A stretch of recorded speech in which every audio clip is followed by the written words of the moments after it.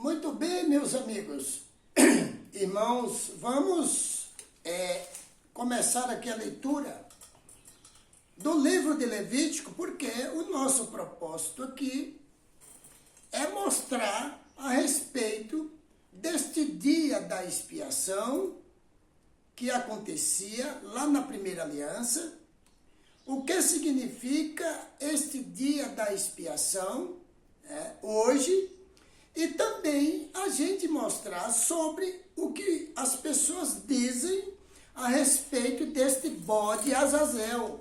Existe realmente este bode Azazel? Pois é. Uma das coisas que a gente precisa entender é ler corretamente, para que a gente não ensine.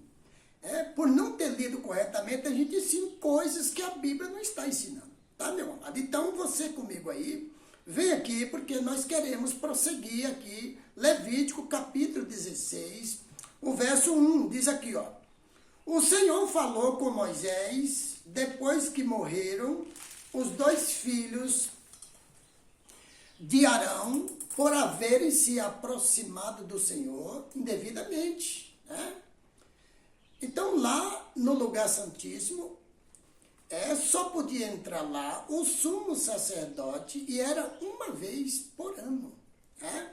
E, além disto, ele só poderia entrar lá com as vestes adequadas, aquelas vestes determinadas por Deus.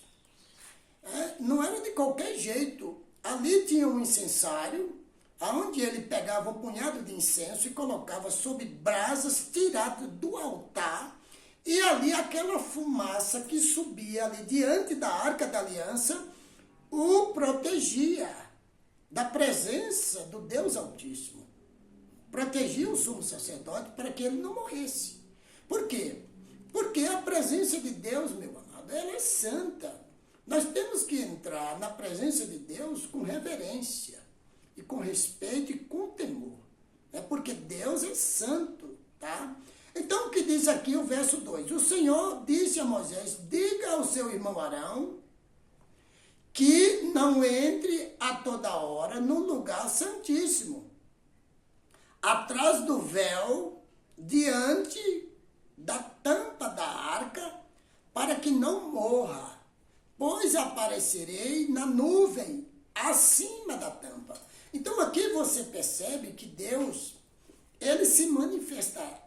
Estava ali, na tampa da Arca da Aliança, ali tinha a figura de dois anjos, um virado para o outro assim, que Deus havia mandado Moisés fazer aqueles dois anjos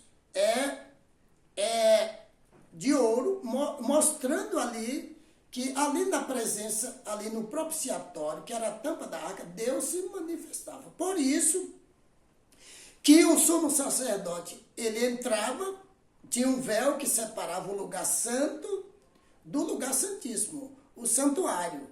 Ele tinha esses dois compartimentos, onde ficava no lugar santíssimo a Arca da Aliança. Dentro da Arca da Aliança ficava as tábuas dos 10 mandamentos, uma porção do maná, e também ali ficava a vara de Arão que havia florescido. Então, para que ele fosse escolhido como sacerdote e sumo sacerdote, certo? Então, ali era um lugar santo e sagrado. Então, aquele sumo sacerdote, ele entrava vestido adequadamente, com reverência, e ali ele colocava um punhado de incenso no incensário, e aquela fumaça o protegia ali da presença. E ali ele entrava com o sangue do sacrifício para fazer ali a propiciação na tampa ali, do propiciatório na tampa da arca, e despejar o sangue também ali, o sangue do animal, que era a oferta pelo pecado, por ele e por sua família, que depois ele também fazia o sacrifício lá do bode e levava o mesmo sangue do bode para fazer a mesma propiciação pelo povo de Israel. Porque a lei diz que sem derramamento de sangue não há remissão de pecado. E a palavra também diz que todos pecaram e destituídos estão da glória de Deus.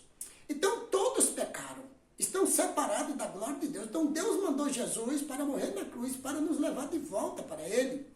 Não é?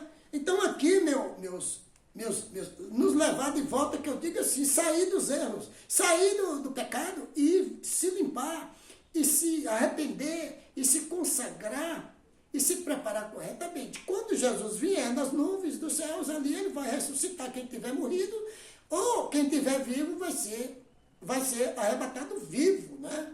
Junto com aqueles que ressuscitaram, subir com ele, como diz a Bíblia, e subir com ele e estar para sempre com o Senhor, por 1000 anos, e depois de 1000 anos vim para esta terra para viver na cidade santa, como diz as Escrituras. Nós vamos ver isso aí. Então aqui, Levítico, no capítulo 16, o verso 3, né? Arão deverá entrar no lugar santo com um novilho, como oferta pelo pecado, e com um carneiro como holocausto. Ele vestirá a túnica sagrada de linho e com calções também de linho por baixo. Porá o cinto de linho na cintura e também o turbante de linho. Essas vestes são sagradas. Por isso ele se banhará com água antes de vesti-las. Receberá da comunidade de Israel 2 bodes para fazer propiciação por si mesmo, para fazer propiciação como oferta. Para fazer propiciação, 2 bodes para fazer propiciação como oferta pelo pecado, e um carneiro como holocausto. Então veja bem isso aqui. Os bodes, 2 bodes eram para fazer a propiciação. Eles serviriam como oferta. Teria que ser um animal sem defeito, teria que ser um animal sadio, no mínimo de 1 ano de vida, para ser oferecido como uma oferta. Então aqueles 2 bodes ali, eles eram ofertas, eles eram oferecidos como oferta ao Senhor, pelo pecado do povo. Veja só, diz aqui, um bode era oferecido pelo pecado do povo de Israel. O outro bode, não. O outro bode era outra coisa. Ele era oferecido em outra direção. Nós vamos ver aqui, Arão sacrificará o novilho como oferta pelo seu próprio pecado, para fazer propiciação por si mesmo e por sua família. O verso 7. Depois pegará os 2 bodes e os apresentará ao Senhor à entrada da tenda do encontro, e lançará sorte quanto aos 2 bodes, uma para o Senhor e a outra para Azazel. Então, aqueles 2 bodes era apresentado ao Senhor eterno, o Criador, e ali tirava sorte. O bode que caísse a sorte para o Senhor era oferecido como oferta pelo pecado do povo, certo? O povo de Israel.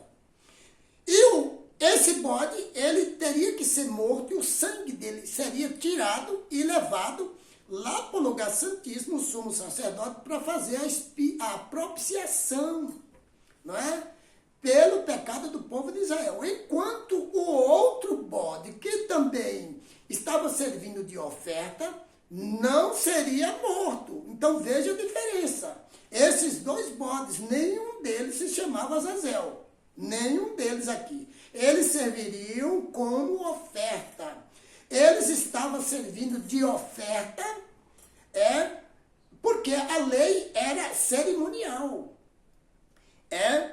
Eles estavam prefigurando o que aconteceria no futuro. A verdadeira oferta pelo pecado do povo era Jesus, que viria depois. Mas ali estaria oferecendo uma oferta ali, aquele bode serviria de oferta para mostrar que o Senhor havia escolhido uma oferta perfeita naquela aliança, que era aquele animal de 1 ano de idade, sem defeito. Ele simbolizava que Jesus Cristo viria. Não é que o bode era Jesus, não, viu? Não, ele era uma oferta. na lei cerimonial, lá na lei de sacrifício, que prefigurava que viria Jesus morrer um dia, no futuro, uma vez por todas. Entendeu? Pelo pecado da humanidade. Eu estou explicando isso porque esse é um dos pontos que eu vejo o povo embaraçado. O povo não entendeu isso. E chama esse segundo bode de o bode Azazel. Ah, o bode Azazel levou o pecado do povo? Quem levou o pecado do povo não foi Jesus? Uai, como é que Satanás pode levar o pecado do povo? O povo na terra está fazendo isso, mas é porque não está lendo direito. Eu estou explicando que esses dois bodes serviriam como oferta, tá? Serviriam como oferta. E eles prefiguravam algo que viria depois. Tanto que Jesus morreria na cruz, como que Satanás, o dragão, ele seria preso quando Jesus voltasse, né, para vir buscar o seu povo. Vamos ver lá em Apocalipse 20, isso aí, tá? Olha o que diz aqui, ó. Então, verso 8, lançará sorte sobre os bodes, um para o Senhor, o outro para Azazel. A outra oferta que serviria de oferta para Azazel. A sorte cairia um para o Senhor e o outro destinado a Azazel. Olha aqui.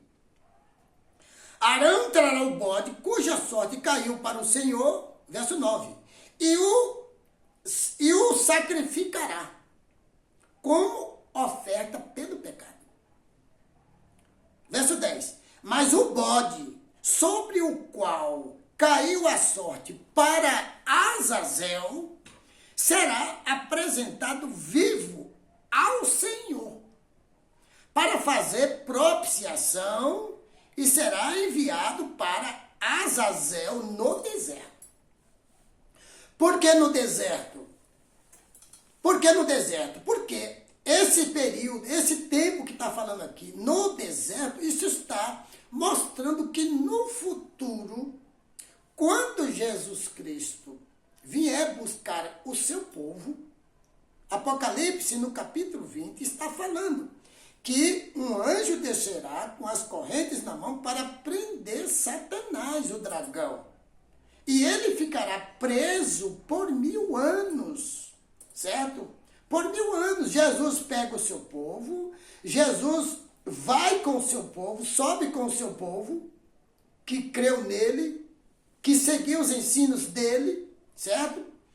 E aqui na terra vai ficar esse deserto, porque quem estava vivo, que não subiu com Cristo, todos morreram. Não suportaram a vinda de Cristo, porque não estavam preparados corretamente. Entende? Então, isso aí está mostrando aí que esse deserto está prefigurando isso que o profeta João viu lá na visão, na volta do Senhor Jesus, quando ele vinha para buscar o seu povo, que estavam preparados corretamente. Você está entendendo, meu amado? Então, diz aqui que este bode, ele seria solto no deserto por um homem designado para isso, e ele ficaria no deserto e morreria lá por si mesmo. Ele ficaria lá abandonado no deserto. Não fala nem que ele morreria, a Bíblia não fala. Porque a Bíblia, Deus há de vindicar de Satanás. A destruição de Satanás será certa, mas tudo tem um tempo determinado. Por que Deus não destruiu Satanás, que fez o homem pecar e trazer o pecado e morte para a terra? Porque não é tempo ainda. Porque Deus, ele precisa que nós sirvamos a ele de espontânea vontade. Porque se ele tivesse destruído Satanás, era obrigado o homem servir a Deus de qualquer jeito. E hoje não. Hoje quem quer servir a Deus serve. Quem não quer vai servir outras coisas. Deus deixa o livre-arbítrio que ele deu para o homem. Por esse motivo é que vai ter no futuro a vindicação desses atos de Satanás contra a humanidade. Vamos para o próximo vídeo em nome de Jesus.